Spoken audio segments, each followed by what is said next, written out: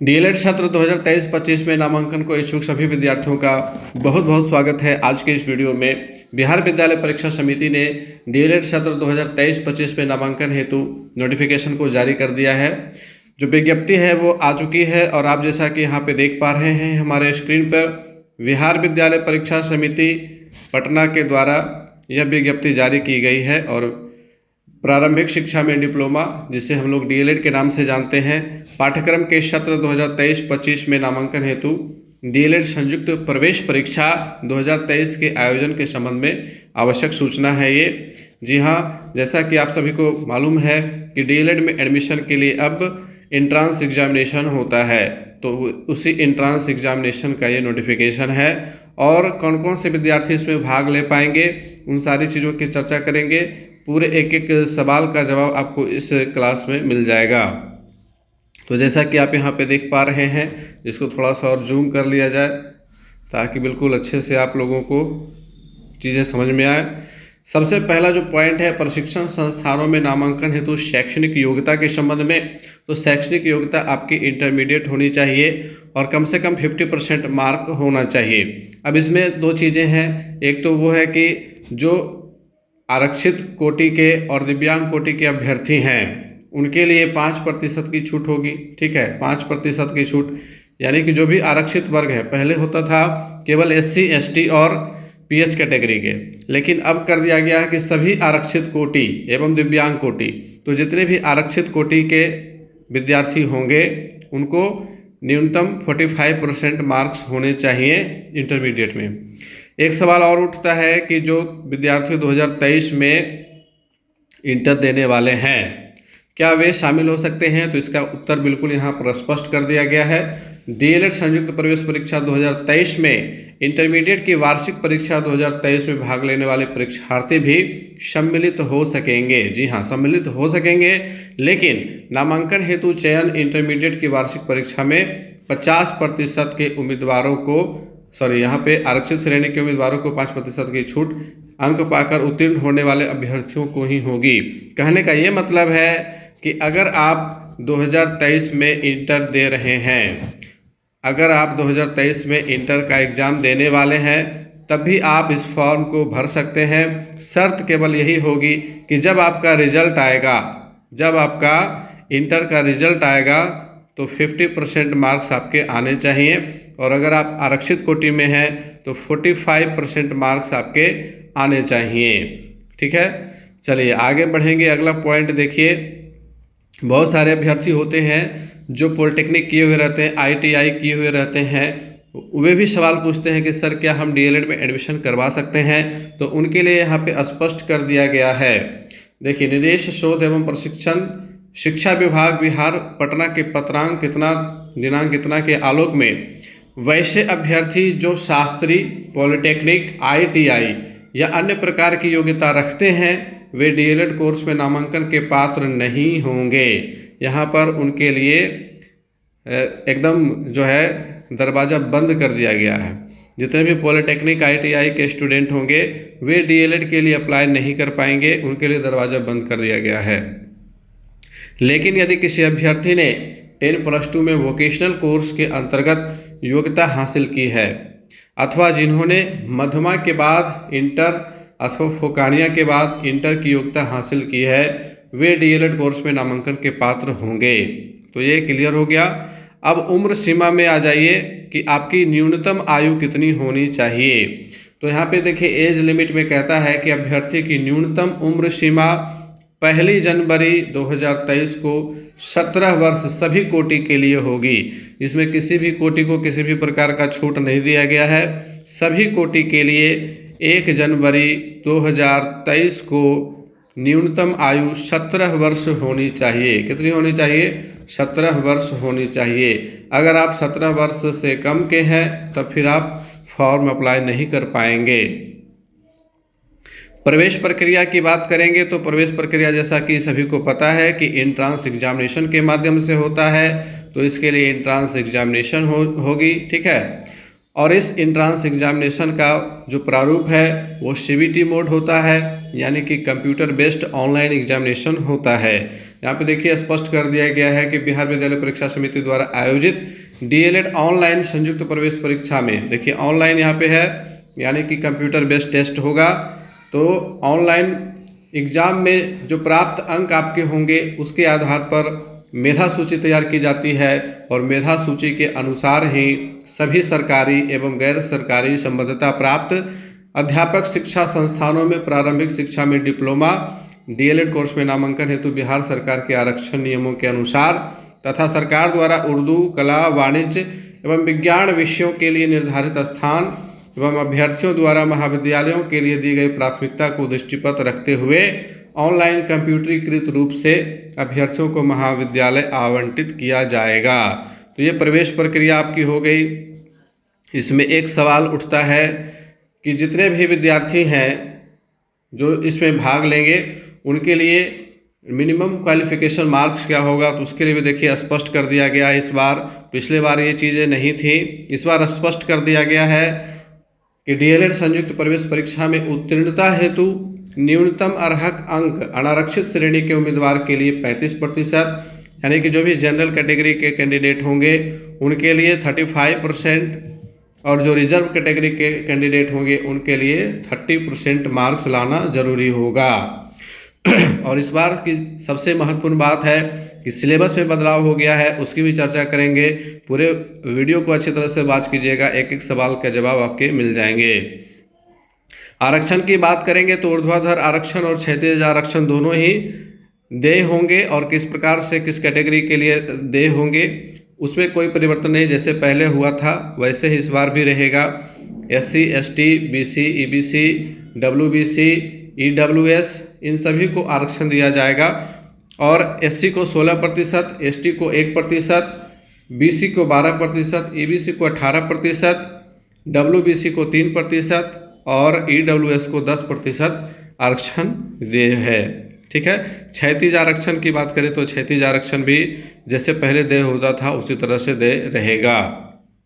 कुल सीट का 50% साइंस के लिए और 50% आर्ट्स के लिए आरक्षित रहेगा। आवेदन करने की तिथि यहाँ पे देख लीजिए। आवेदन करने की तिथि जो है वो 25 जनवरी से आवेदन शुरू हो रहा है और 8 फरवरी 2023 तक स्वीकार किए जाएंगे।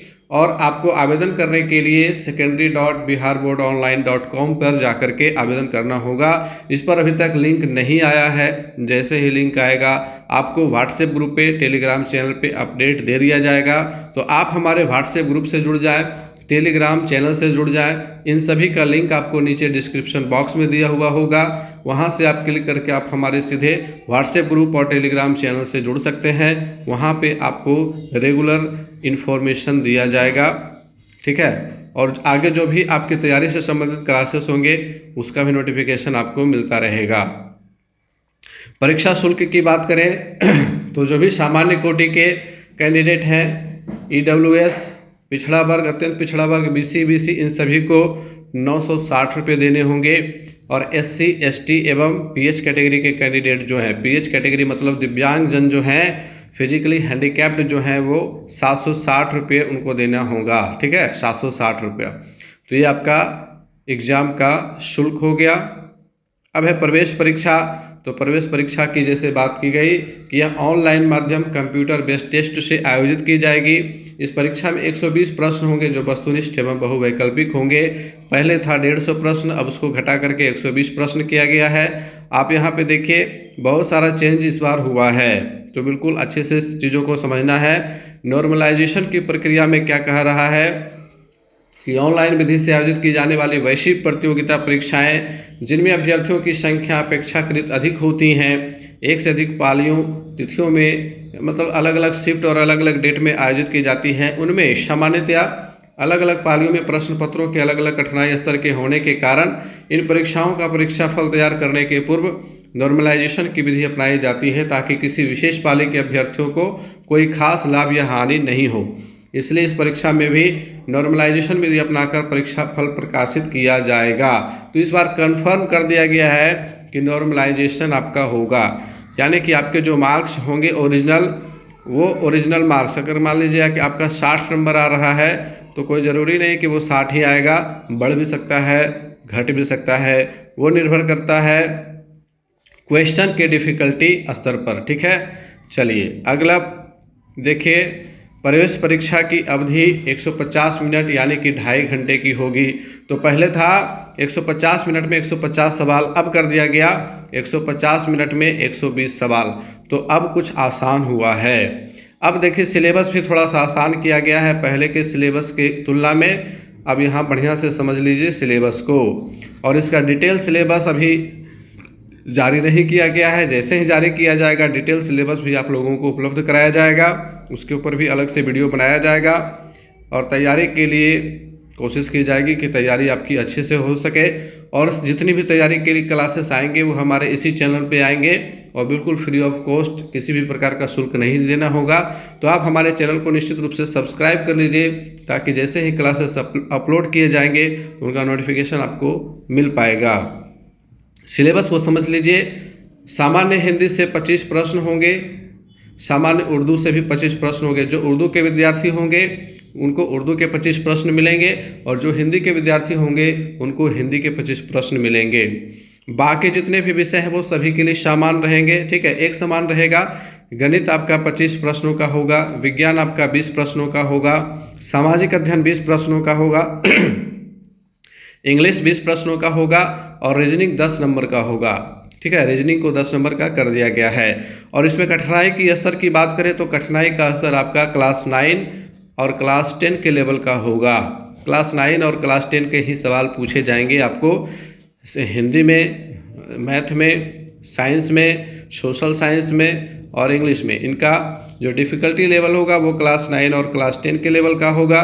रीजनिंग का लेवल अलग होता है क्योंकि ये क्लासेस में नहीं आता है, तो जो कम्पिटिटिव रीजनिंग होता है वही पूछे जाते हैं इसमें। और रीजनिंग के भी स्पेशल क्लासेस आप लोगों के लिए इस बार लाए जाएंगे। चलिए आगे है ऑनलाइन परीक्षा आवेदन पत्र भरने की विधि। तो भरने की विधि के बारे में चर्चा करना मैं ज़रूरी नहीं समझता हूं, क्योंकि आप जो भी साइबर कैफ़े में जाइएगा वो आराम से भर लेता है। अगर आप खुद से भरना चाहते हैं तो आप इसको अच्छी तरीके से रीड कर लीजिएगा, वहाँ से आप खुद से भी भर सकते हैं। डीएलएड संयुक्त प्रवेश परीक्षा 2023 का लिंक अभी नहीं खुला है। ठीक है, खुल जाएगा 1-2 दिन के अंदर ही। तो जैसे ही लिंक एक्टिव होगा तो लिंक को भी शेयर कर दिया जाएगा। ठीक है, आपके पास क्या क्या होना चाहिए? अपना नाम, पिता का नाम, माता का नाम, जन्मतिथि, जाति, कोटि, लिंग, शैक्षणिक योग्यता, मोबाइल नंबर, ईमेल आईडी, अस्थायी पता, पत्राचार पता आदि विवरण शुद्ध अपलोड करेंगे। ठीक है, ये सारी चीज़ें हैं। परीक्षा आवेदन पत्र समिति की वेबसाइट पर अपलोड करने का तरीका निम्नवत है। पहला रजिस्ट्रेशन होगा आपका, पहला आपका रजिस्ट्रेशन होता है। दूसरे स्टेप में आपका फॉर्म भरा जाता है। ठीक है, तो रजिस्ट्रेशन पे पहले आप क्लिक करके रजिस्ट्रेशन अपना कर लीजिएगा। उसके आगे फिर ऑनलाइन एप्लीकेशन भरने का विकल्प आता है।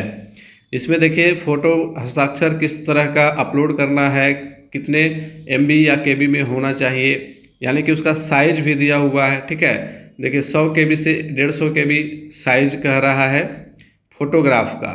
उसी तरह से हस्ताक्षर का 50 KB से 100 KB के बीच होना चाहिए। रंगीन फोटोग्राफ हाल का होना चाहिए, और बैकग्राउंड सफ़ेद अथवा हल्का रंग का होना चाहिए, एवं कैमरे के सामने का खींचा होना चाहिए, यानी कि सामने आपका फेस दिखना चाहिए। ठीक है, फोटो खिंचवाने के समय कोई टोपी, कोई कपड़ा अथवा काला चश्मा चेहरे के ऊपर स्वीकार नहीं है। ठीक है, ऐसा नहीं कि मास्क लगा करके आप फ़ोटो खिंचवा लें। तो वो सारी चीज़ें सभी को पता है। चलिए, और यदि फोटोग्राफ में रेड आई इफेक्ट है, जो कोई होता है ना कि रात के समय फ़ोटो खींचा जाता है तो कभी कभी आँखों में लाल रंग की चमक आ जाती है, तो वो ऐसा नहीं होना चाहिए, साफ़ सुथरा फ़ोटो होना चाहिए। प्रमाण पत्रों को अपलोड करना, तो कौन कौन सा प्रमाण पत्र लगेगा ये भी आप समझ लीजिए। ठीक है, बहुत सारे विद्यार्थी घबरा जाते हैं कि कौन कौन सा लगेगा डॉक्यूमेंट।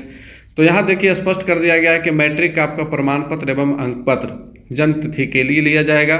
ठीक है, इंटर का आपका प्रमाण पत्र एवं अंक पत्र। तो बहुत सारे विद्यार्थी कहेंगे कि सर अभी तो हमने इंटर दिया भी नहीं है, तो हम अंक पत्र और प्रमाण पत्र कहाँ से लाएंगे? तो वहाँ आपके लिए एक ऑप्शन रहेगा अपीयरिंग का। इंटरमीडिएट अपीयरिंग का, ठीक है। तो जैसे ही आप अपीयरिंग पे क्लिक कीजिएगा तो ये ऑप्शन आपके सामने से हट जाएगा। कुछ विद्यार्थी ऐसे होंगे जिन्होंने पिछले साल इंटरमीडिएट का एग्ज़ाम दिया होगा और उनके पास अंक पत्र तो होगा लेकिन प्रमाण पत्र नहीं होगा। वैसे लोगों को प्रोविजनल सर्टिफिकेट मिला होगा, तो आप वहाँ पे प्रोविजनल सर्टिफिकेट लगाइएगा, प्रोविजनल से काम चल जाएगा आपका। क्लियर हो गया। अनुसूचित जाति अनुसूचित जनजाति के उम्मीदवारों के लिए सक्षम प्राधिकार के द्वारा निर्गत जाति प्रमाण पत्र, तो जाति प्रमाण पत्र तो लगेगा ही, चाहे वो SC के हों, ST के हों या फिर EBC के हों, BC के हों। EWS को भी EWS का प्रमाण पत्र देना होता है, जाति प्रमाण पत्र उनको नहीं लगता है, EWS का लगता है। अब यहाँ पे एक चीज़ देखिए कि जो BC या EBC के कैंडिडेट आरक्षण के लिए दावा करेंगे उनको क्रीमी लेयर रहित अद्यतन प्रमाण पत्र देना होगा। तो अगर आपने अभी तक नहीं बनवाया है तो आज ही अप्लाई करके उसको 1-2 दिन के अंदर बनवा लीजिए, ताकि आपको फॉर्म भरते समय सहूलियत हो जाएगी। ठीक है, आपको क्या बनवाना है? NCL बनवाना है। और NCL के लिए आपके पास जाति होनी चाहिए, जाति, आय और आवासीय, ये तीनों रहेगा तब आपका बनता है NCL। ब्लॉक से ही बन जाता है, राजस्व कर्मचारी का हस्ताक्षर रहता है इसके ऊपर। NCL का मतलब नन क्रीमी लेयर, ठीक है, नन क्रीमी लेयर यानी कि क्रीमी लेयर रहित प्रमाण पत्र इसी को कहते हैं। इसमें स्पष्ट रूप से लिखा हुआ रहता है कि आपकी जो सालाना आय है, वार्षिक आय जो आपकी है वो कम है और आप नन क्रीमी लेयर के अंतर्गत आते हैं, तभी आरक्षण मिलता है, अन्यथा नहीं मिलता है। ठीक है। और एक चीज़ और यहाँ ध्यान रखेंगे कि जो विवाहित महिलाएं हैं वो फॉर्म भर रही हैं, तो जाति प्रमाण पत्र उनका कहाँ से होगा? उनके मायके से होगा। कहाँ से होगा? उनके पिता के नाम एवं पता से निर्गत होना चाहिए। ठीक है, यानी कि आपको अपने मायके से प्रमाण पत्र बनवाना होगा जाति का। ठीक है, केवल जाति का, ये चीज़ याद रखेंगे। यहाँ पे स्पष्ट लिख दिया गया है कि आरक्षण का दावा करने वाली विवाहित महिलाओं के जाति या अद्यतन क्रीमी लेयर रहित प्रमाण पत्र NCL आप दे रहे हैं, तो वो प्रमाण पत्र आपके पिता के नाम एवं पता से निर्गत होना चाहिए, ना कि उनके पति के नाम से। ठीक है, क्लियर हो गया। आर्थिक रूप से पिछड़ा सामान्य वर्ग के जो भी अभ्यर्थी हैं जो EWS के अंतर्गत आते हैं, तो EWS का दावा करने वाले अभ्यर्थियों के लिए सक्षम प्राधिकार द्वारा निर्गत प्रमाण पत्र होना चाहिए और अद्यतन होना चाहिए। दिव्यांगता का दावा करने की स्थिति में सक्षम प्राधिकार द्वारा निर्गत प्रमाण पत्र होना चाहिए और कम से कम 40% आपकी दिव्यांगता होगी, तभी आपको आरक्षण का दावा अनुमान्य होगा। ठीक है, बाकी स्वतंत्रता सेनानी के नाती नातनी, पोता पोती, ये सब जो है उनके लिए भी प्रमाण पत्र निर्गत होना चाहिए। अब आइए, परीक्षा शुल्क का भुगतान तो debit card, credit card, online banking के माध्यम से आप कर सकते हैं, कोई दिक्कत इसमें नहीं होती है। ये बातें सभी को पता है ही।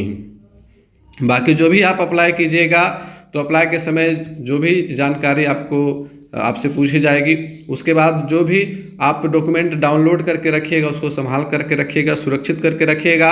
आपको आपका रजिस्ट्रेशन नंबर मिलेगा, एप्लीकेशन नंबर मिलेगा। ठीक है, एप्लीकेशन नंबर, रजिस्ट्रेशन नंबर, ये सारी चीज़ें आप किसी डायरी में नोट करके रखिएगा, क्योंकि बहुत बार ऐसा होता है कि आपके प्रमाण पत्र आप मोबाइल में डाउनलोड करके रखते हैं और बाद में डिलीट हो जाता है, फॉर्मेट हो जाता है और बाद में फिर आप परेशान होते रहते हैं कि अब कैसे हम अपना एडमिट कार्ड डाउनलोड करें। तो वो सारी चीज़ें आप निश्चित रूप से किसी डायरी पर नोट करके रखें, ताकि आने वाले समय में आपको दिक्कत नहीं हो। अब देखिए, और कुछ इम्पोर्टेंट चीज़ें हैं इसमें, तो देख लिया जाए। यहाँ पे स्पष्ट कर दिया गया है कि आवेदन शुल्क जमा करने के पश्चात आवेदक अपने आवेदन फॉर्म की एक हार्ड कॉपी डाउनलोड करेंगे। ठीक है, आप वहाँ से प्रिंट, अगर आप साइबर कैफ़े पे हैं तो प्रिंट आउट निकलवा लीजिएगा। ठीक है, अगर आप खुद से कर रहे हैं तो उसका भी प्रिंट आउट निकलवा लीजिएगा। प्रिंट आउट करवा करके एक कॉपी आराम से रख लीजिएगा अपने पास, ये आपको आने वाले समय के लिए काफ़ी ज़्यादा उपयोगी हो जाता है। भरे गए आवेदन में किसी प्रकार की जानकारी गलत पाए जाने पर उम्मीदवार की उम्मीदवारी निरस्त कर दी जाएगी। ये सारी चीज़ें तो रहती ही हैं। चलिए, अब उम्मीद है कि आपको आपके सभी सवालों के जवाब इस वीडियो में मिल गए होंगे। फिर भी अगर आपके मन में कोई डाउट है, कोई सवाल है, कोई क्वेश्चन है, तो आप बेझिझक हमें कमेंट करके अपना सवाल पूछ सकते हैं। तो मिलते हैं आगे के क्लासेस में, तब तक के लिए गुड बाय, टेक केयर।